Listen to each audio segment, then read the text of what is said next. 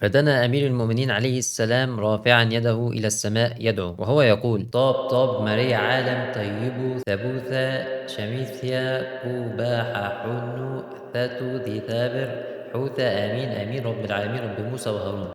الو.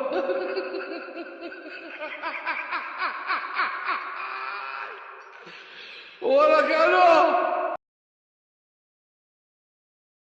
تشرق هذه القبة وسط الأحجار لتفصح عن معلم ديني يعود تاريخه إلى 37 للهجرة. ففي هذا المكان مر أمير المؤمنين عليه السلام بعد غزوة صفين، فرفع بيده حجرا تدفق من تحته الماء ليكون سببا في إحياء جيش المسلمين آنذاك. مجموعة من الأشخاص قاموا ببناء هذا المقام بالاعتماد على جهودهم الذاتية ليجعلوا منه صرحا سياحيا ومتنفسا للعوائل العراقية. طبعا قطاره الامام علي عليه السلام، هذا المزار المبارك الذي يقع شمال غرب كربلاء المقدسه على خط عين التمر، يعود تاريخه الى سنه 37 للهجره عندما توجه الامام علي عليه السلام لحرب صفين واستخرج هذه العين المباركه، وبقيت العين تجري الى هذه اللحظه. طبعا زوار مزار قطاره الامام علي عليه السلام ياتون من كافه المحافظات، بل حتى من خارج العراق، بل حتى دول الخليج، من اوروبا، من كافه يعني محافظات العراق وخارج محافظات العراق، يعني اقصد الدول المجاوره. ويقع هذا المقام في الجزء الشمالي الشرقي لمدينة كربلاء المقدسة وبمحاذاة بحيرة الرزازة، إذ يعتبر ضمن المساحة الصحراوية للمدينة، إلا أن هذا المقام حول هذه الصحراء إلى واحة خضراء يؤمها الآلاف من الزائرين. طبعا يفتح قلبك شو قد ما كنت يعني تكون ضايق، بس توصل هنا توصل بحضره امير المؤمنين، توصل مقام امير المؤمنين، اي مزار من مزارات الائمه واي مركز من مراكز الائمه، بس تفوت بيت ينفتح قلبك. المكان اصبح مكان سياحي ديني متنفس العوائل، يعني ايضا العوائل اهالي كربلاء وايضا من باقي المحافظات، يعني مكان بصراحه للعوائل. وما ميز هذا المقام التضاريس التي تحيط به، فهي لا توجد في مناطق الوسط والجنوب من البلاد، مما دفع بالعوائل الى زيارته وزياره بحيره الرزازه التي تقع بجواره. من كربلاء المقدس، عمار الخزاعي، الغدير. كما تشاهدون مشاهدينا الكرام، نحن الان متواجدين قرب ما يسمى بقطاره الامام علي وهي الموجوده في هذا المكان، ولكن هناك حقيقه ان هذا صخره تعود الامام علي، وتبين انه بعد البحث والاستفسار من قبل رجال الدفاع المدني تبين وجود انه هنالك انابيب قد مدت من الاعلى الى الاسفل حتى يستحصل جراء هذه المياه القائمون على هذا الموقع، وبالتالي لا وجود لهذه المياه في الحقيقه او ما يسمى بقطاره الامام علي، او وجود هنالك مياه تظهر من هذه الصخره. تبين بعد البحث والتحري من قبل الدفاع المدني ان انابيب قد مدت من الاعلى للاسفل. يعني شوفوا يا جماعة، بعد ما المكان اتفضح وناس ماتت وظهر ان في ماسورة او خرطوم او صندة ولسه في ناس عمالة تبرر. شوفوا ملاحظة يا اخوان، ترى مكان الصخرة وقطارة الامام علي هو صحيح وإله كرامة عند رب العالمين، وانتي مراد واني جربت هذا الشيء، وانطتني مرادي واني بعدني ازور المكان، والله شاهد على كلامي. فلا تضلون بحجة الحادث تحجون على كرامات أهل البيت عليهم السلام والمراقد المقدسة. لا مؤاخذة مقدسة، قال لك المراقد المقدسة وكرامات أهل البيت عليهم السلام. أهل البيت بريئين منكم والله. يعني واحد مادة خرطوم وبقاله كام سنة عمال يسرقكم وانت لسه بتدافع، يعني انت المفروض تتكسف. يعني انا بص في واحد كاتب ايه: انفضحنا قدام الامه العربيه والاسلاميه، بس لو تبطلون سوالف المزارات العشوائيه والمراد يصير براسنا خير، صرنا فرجه لامه محمد. يعني ده الطبيعي يعني. السلام عليكم ورحمة الله وبركاته. الآن أقف فوق التلة مباشرة اللي سقطت قبل يومين على مزار القطارة أو قطارة الإمام علي كما تسمى أو كما يطلق عليها. هذا مزار القطارة، وهذه المنطقة بالضبط أنا أقف فوق التلة التي سقطت على الناس وتسببت بعدد من الضحايا، أكثر من 10 تضرروا من سقوط هذه التلة. طبعا الغريب بالموضوع أنه أنا شاهدت أشياء غريبة، وربما الفلاحين الخبراء بالزراعة الأخوة المهندسين الزراعيين يتفقون وياي. هذه المنطقة اللي هي بالضبط كما أشرت قبل قليل فوق المزار، اللي هي عبارة عن صخور وتلال رملية وما تعرف بالطارات. هذه المنطقة الآن بها الأرض بها نسبة من الرطوبة، وهذا يدل على وجود أنبوب من المياه أو ما شابه، لأنه إحنا في فصل الصيف أكيد أمطار ماكو. بعد قليل رحنا يعني نريد نشوف باقي المنطقة شنو ممكن نشوف، شنو ممكن نشاهد. هذه القطارة هي نفسها المفروض القطارة من تحت الأرض يعني يظهر الماء، وفجأة نكتشف القطارة العجيبة. هذه القطارة العجيبة يا سادة، هذا شوفوا أنبوب ماء محفور بالخفاء. هذا الأنبوب هو هذا القطارة العجيبة اللي يبيعون بها البطل الماء 5000 للزائرين على أنه ماء مبارك. هو محفور بشكل مخفي. شوف الجريمة باعه، هذا البوري محفور جاي من بير، البير بماطور مولده بدون ما يشوف الزائر. هذا تحت الأرض الأنبوب الماء، ومن ثم ينزل هذا أنبوب الماء. طبعا كان مخفي، هو تحت الأرض بس تم حفره بعد يعني ما لا حول ولا قوة إلا بالله. يعني شاء الله إن الصخرة تقع وتنكشف إن ديت مية مش بتطلع من تحت الأرض، ولكن ده خرطوم أو ماسورة جاية من بره وهي اللي بتجيب المية دي. وعلى فكرة سبب الخرطوم أو الماسورة دي هو اللي عمل رطوبة فوقع الصخرة على المبنى وفي ناس ماتت، وكان في ناس بتيجي تدفع فلوس عشان تشفى من المرض او ابنه يشفى، شرك بالله، وبيسرقوا فلوسكم وبيستغبوكوا. وسبحان الله لما بنيجي نقول لك في روايات مكذوبة بتيجي تستغرب، لما بنيجي نقول لك المرجع بيضحك عليك بتستغرب. يعني ممكن يكون العصمة، الإمامة، علم الغيب، كسر الضلع، كل ده مكذوب. زي ما دي طلعت مكذوب، ولكن انت ما تعرفش. يعني اهو مثال قصادك. يعني سبحان الله، الشيعي بندعوه الى الهدايه ومع ذلك يحقد علينا ويسبنا، والمراجع تسرقه وتكذب عليه وتضحك عليه وعلى قلبه زي العسل. سبحان الله. يعني اتفضلوا، قطره الامام علي اتفضحت، راحوا يعملوا لك قطره الامام الحسين. الإمام الحسين صحراء كربلاء، صحراء النجف، على بعد 200 كيلو صحراء النجف.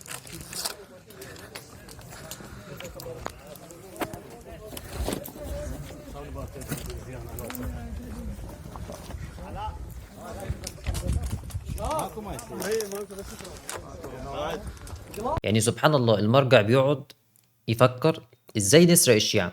يقعدوا يفكروا في قطارة، ضريح، اي شيء، المهم نسرق الشيعة. يعني والشيعي ايه فرحان، يقول لك كرامة وانا جربت واتشفيت من المركض سبحان الله. يعني جهل. دي مشاهد للصخرة لما وقعت على المبنى وقتلت الناس والناس اتصابت.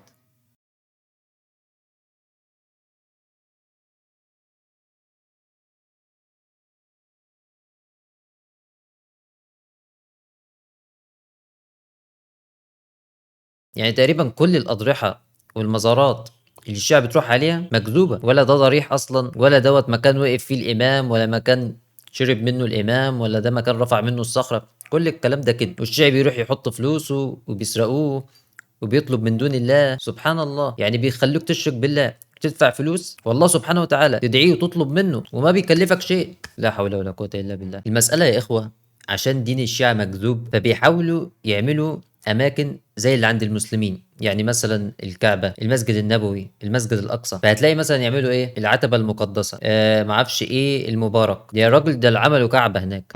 بعد لحد يروح السعودية هاي بيت الله جابوا هذا بطيارتهم الملاقين العراقيين كربلاء بين الحرمين. هذا بيت الله مع السعودية ماكو، اللي يحج هنا يحج، العمرة هنا، العرفات هنا راح تصير. هذا بيت الله. كل الحاجات دي عشان يجمعوا الشيعة حواليها ويسرقوهم. يعني يقول لك زيارة الأربعين، المشاية، زيارة الإمام الحسين عليه السلام. لا حول ولا قوة إلا بالله. لذلك اللي يجي يقول لك كلنا واحد والشيعة مسلمين ومش عارف إيه، دوت لا إما يعني بيضحك عليك أو بيضحك على نفسه، لأن زي ما أنتم شايفين بيحاولوا يعملوا دين موازي. كل شيء عند السنة يحاولوا يخالفوه أو يحاولوا يقلدوه، بحيث يعملوا فرقة وبحيث يعملوا دين جديد. يعني مثلا القرآن الكريم يقول لك لا، القرآن الصحيح مع المهدي، وفي الآخر يجي لك واحد مغبول يقول لك كلنا واحد. يعني سبحان الله. الشيعي بس لو يفكر شوية، يعني المكان اللي انت رايح تطلب منه هو نفسه مش عارف يمنع الصخرة تقع وتقتلكم. الإمام اللي رايحين تطلبوا منه قتلكم. والمشكلة لما نتكلم يقول لك دير بالك الإمام يشور بيك. طب ادي الإمام شور بيكم. يعني لو بصيت على المراجع هتلاقي دايما بيحاولوا يخلوا الشيعة في جهل عشان يكون ماشي وراهم أعمى، لأن لو هو اتعلم وابتدى يفكر هيترك دين التشيع على طول. فلذلك دايما تلاقي في المناطق اللي فيها شيعة منتشر فيها الجهل والخرافات والبدع. قصة قطارة الإمام باختصار، إن الإمام علي كان رايح هو وجيشه إلى صفين، فالجيش اشتكى مفيش مية، فاتجه الإمام علي بالجيش ناحية الشمال وأمر الأشتر بالحفر. ففي صخرة فرفعها الإمام علي ورماها بعيد، ممكن تكون نزلت على حد ناصبي قتلته، فنبعت الميه من تحت الارض. فكان في راهب شاف المنظر اسلم، بعد كده اتقتل في صفين. هي دي قصه القطار. طب هل القصه دي صحيحه؟ لا، مكذوبه، ومن كتب الشيعه مكذوبه. موسوعه الاسئله العقائديه، مركز الابحاث العقائديه، الجزء الثاني، صفحه 63. السؤال: ما معنى الروايه التاليه والتي احتوت على مفردات اجنبيه الى اخره؟ السؤال: شوف الراجل بيسأل يعني إن الإمام أمير المؤمنين رفع يده إلى السماء قائلا، خلينا نجيبها من الجواب نفسه. يعني هما الجواب أهو: فدنا أمير المؤمنين عليه السلام رافعا يده إلى السماء يدعو وهو يقول: طاب طاب ماريا عالم طيبو ثبوثا شميثيا قباح حنو ثاتو ذي ثابر حوثة آمين آمين رب العالمين رب موسى وهارون. إيه ده بقى؟ يعني بينسبوا الخرافات دي للإمام علي. يعني ده حرز ولا دي تعويذة ولا ايه؟ لا حول ولا قوة الا بالله. وبعدين ايه الغريب يعني ان يبقى في مكان في الارض بيجيب ميه وما بتنشفش صيف شتاء. يعني في مكان اعرفه في احد المحافظات كده تلاقي دايما الارض مبلوله وفي ميه. ايه المشكله؟ خلاص لا، عند الشيعة لا، لازم بقى نعمل مقام وتيجي تدفع فلوس صار توسع، ويعني ما شاء الله معتنين به. كان اثري هو هذا قطارة الامام. رحت ولا زور.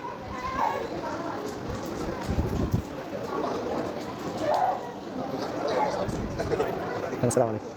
وهذا هنا طبعا منبر، وهذا طبعا المكان من الداخل. هاي الماء تشوفونه، هذا الماء الموجود هو هذا مكان الماء اللي يعني من آلاف السنين، مكان تاريخي جميل. السلام عليك يا أمير المؤمنين. وهذا قطارة، وهذا زيوني هنا قطارة الإمام علي هو. نلتقي طبعا الان بسماحه سيد الجليل حسين المعرجي اللي هو مسؤول الاستفتاءات الشرعيه في هذا المكان الاثري التاريخي. سيدنا ممكن تحدثنا نبذه قصيره ولو ناخذ من وقتك على هذا المكان؟ ان شاء الله. اعوذ بالله من الشيطان الرجيم. بسم الله الرحمن الرحيم، وصلى الله على محمد وعلى اهل بيته الطيبين الطاهرين. قال الله الحكيم في محكم كتابه الكريم: بسم الله الرحمن الرحيم، وجعلني مباركا اينما كنت. هذه الآية وردت على لسان عيسى بن مريم صلوات الله وسلامه عليه، وهو المسيح الذي كان يسيح في الأرض، ما من مكان إلا وتبركت به الأرض، فكيف بأمير المؤمنين صلوات الله وسلامه عليه، صاحب المكرمات، صاحب الفضائل، صاحب الآيات الباهرة.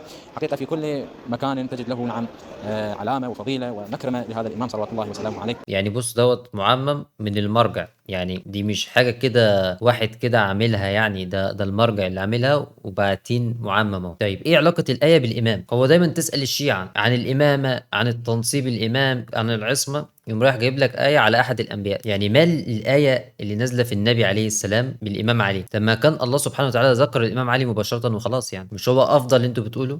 مش هو أفضل من كل الأنبياء والرسل إلا محمد صلى الله عليه وسلم؟ طب ما كان انذكر.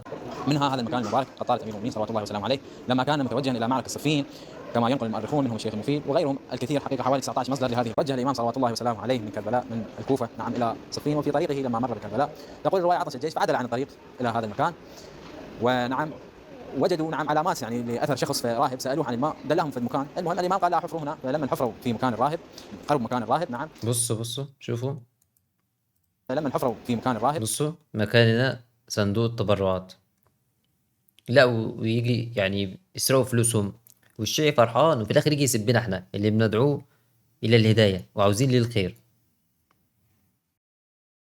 قرب مكان الراهب. نعم وجدوا صخرة لم يستطيعوا أن يخرجوها إلا أجاب طالع باب خيبر وهو أمير المؤمنين صلوات الله وسلامه عليه، طالع باب خيبر وأخرج هذه الصخرة، وفي الرواية ألقى بها نعم أذرعا كثيرة.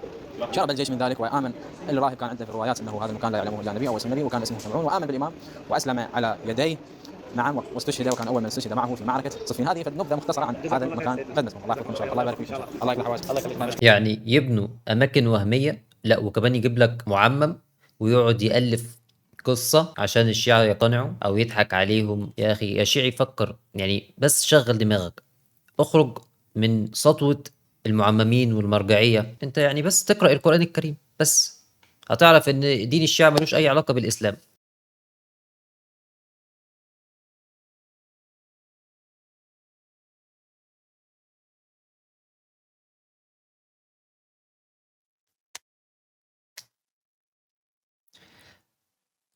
ما الإمام نفسه ما أنقذكش، وقعت عليك الصخرة وقتلتكو واتصاب منكو، يعني هو جاي ينقذك بعد ما وقعت عليك. طب ما هو أصلا ما منعش ليه من الأول؟ العقل الشيعي دوت نفسي يعني أفهم ايه جوه الدماغ دي. انتوا عارفين حاجه، لما باجي افكر كده اقول يعني الشيعة دول يعني مساكين غلابه فبيصدقوا بسهوله على نيتهم.